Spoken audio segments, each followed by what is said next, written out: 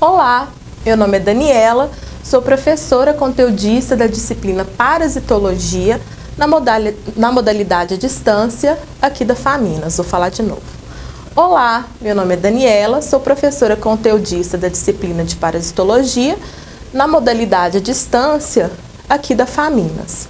E hoje nós vamos conversar sobre a última unidade, a unidade 6, onde nós vamos explorar as doenças do filo Nematoda. E esse filo abrange vermes cilíndricos. E o primeiro deles que nós vamos estudar é o Ascaris lumbricoides, que causa ascaridíase.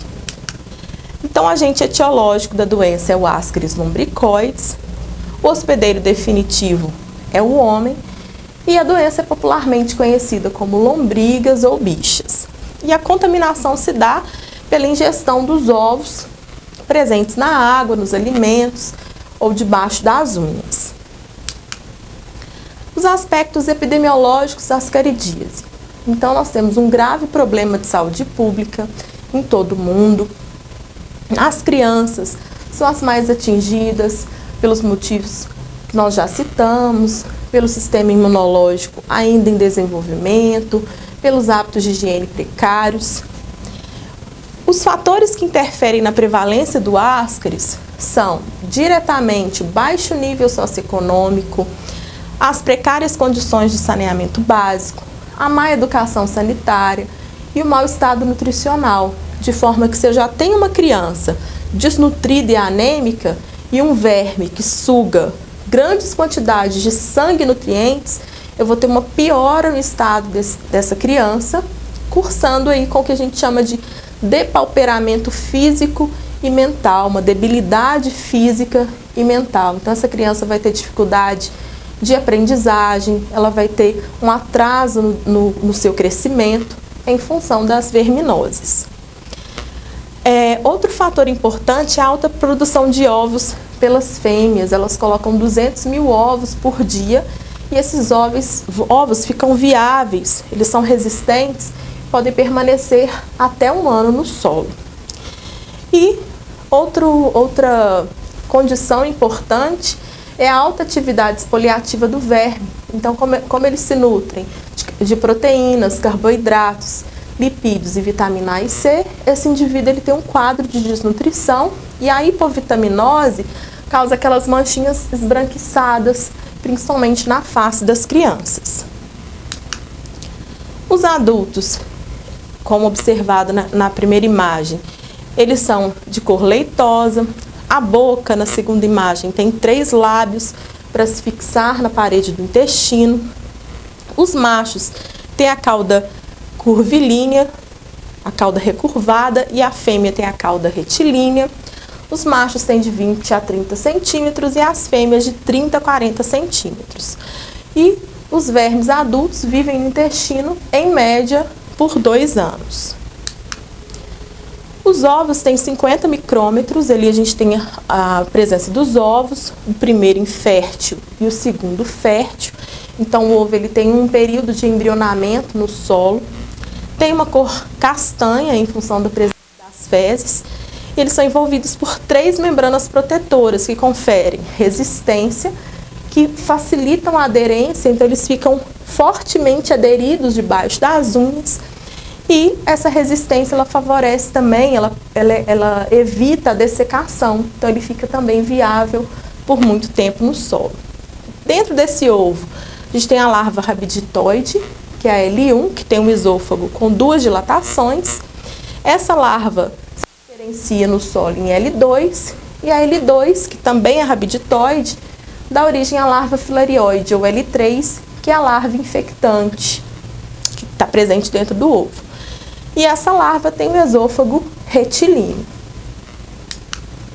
Então, o ciclo de transmissão ele é monoxênico, ou seja, não tem a participação de hospedeiros intermediários, e se dá pela ingestão do ovo fértil, o ovo com a larva infectante, que é a larva L3, que contamina os alimentos ou a água.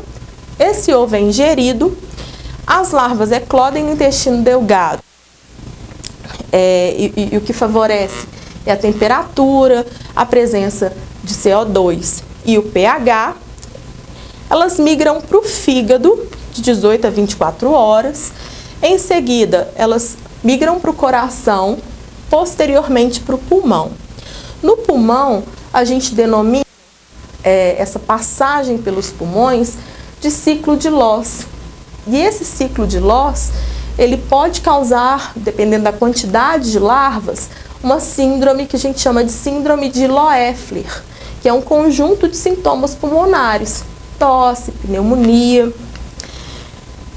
Posteriormente, essas larvas, elas sofrem maturação de L4 para L5, podem subir pela árvore brônquica, podem ser expectoradas ou deglutidas.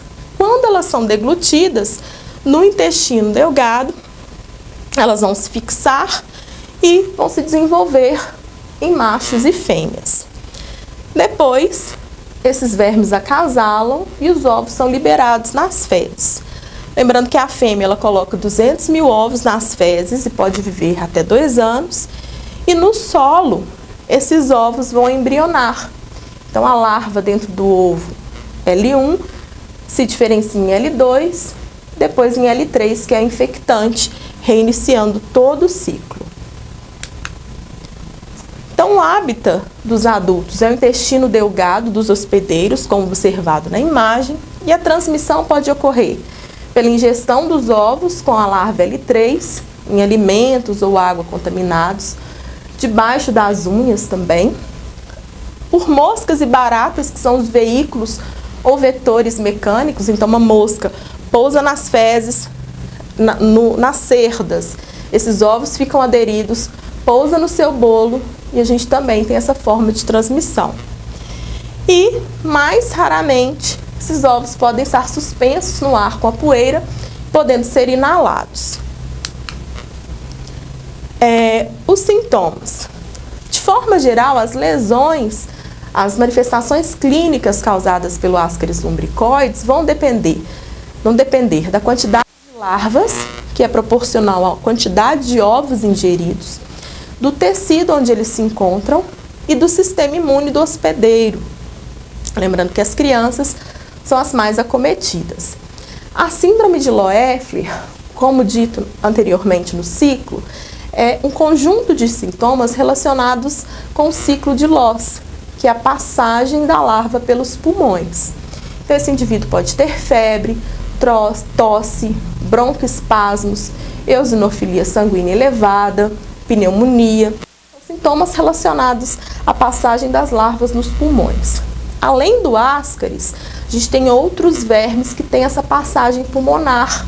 Isso facilita no diagnóstico, na clínica da doença, porque esse indivíduo, além dos sintomas intestinais, ele também tem sintomas pulmonares. Então, eu tenho o Ascaris, o Necator americanus e Oscillostoma duodenalis e Strongyloides stercoralis.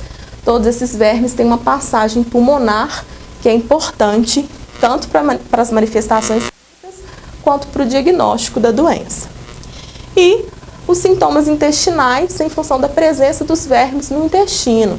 Desconforto abdominal, cólica, dor epigástrica, má digestão, náuseas, perda de peso, emagrecimento, irritabilidade, sono intranquilo e o ranger de dentes à noite, o volvo, que é a torção das alças intestinais, manchas esbranquiçadas na pele e, dependendo do grau de infecção, da quantidade de parasitos, que a gente chama de infecção maciças, quando o indivíduo tem mais de 100 vermes, pode evoluir para um quadro de obstrução intestinal, que é muito grave e muitas vezes precisa de uma remoção cirúrgica desses vermes no intestino. Lembrando que crianças subnutridas e altamente parasitadas com infecções maciças, elas têm um aumento do volume abdominal, né, que é aquela barriguinha característica de verminose, e o depauperamento físico e mental, atraso no crescimento, dificuldade cognitiva. Então, essa primeira imagem mostra um quadro de obstrução intestinal.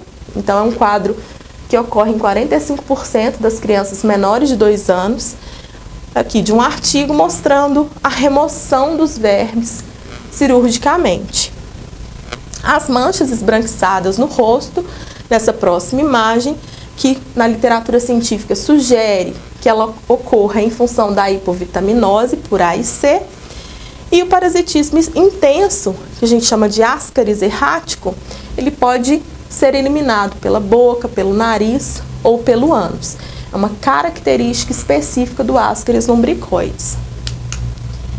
O diagnóstico é o reconhecimento das formas adultas nas fezes ou relato da expulsão de um verme, a presença de ovos nas fezes também, principalmente pela técnica de Catocax, e a Organização Mundial de Saúde recomenda o uso de benzimidazóis para o tratamento de geoelmintos, como o albendazol. Então, para o tratamento, pode ser utilizado o albendazol, o mebendazol ou a ivermectina para o tratamento da ascaridíase. Como profilaxia, saneamento básico, água tratada, diagnóstico dos infectados, tratamento dos doentes, cobrir os alimentos, protegendo contra os insetos, contra os veículos, lavar as mãos antes de tocar nos alimentos, depois de usar os banheiros, principalmente em função dessa possibilidade de aderência debaixo das unhas. Higiene dos alimentos com água sanitária, uma colher de sopa para cada litro de água, deixando de molho por de 15 a 20 minutos. É uma forma eficaz para grande parte das parasitoses intestinais, para eliminação de cistos e de ovos. Tratamento em massa em áreas endêmicas, apesar de ser uma medida muito questionada, e educação em saúde.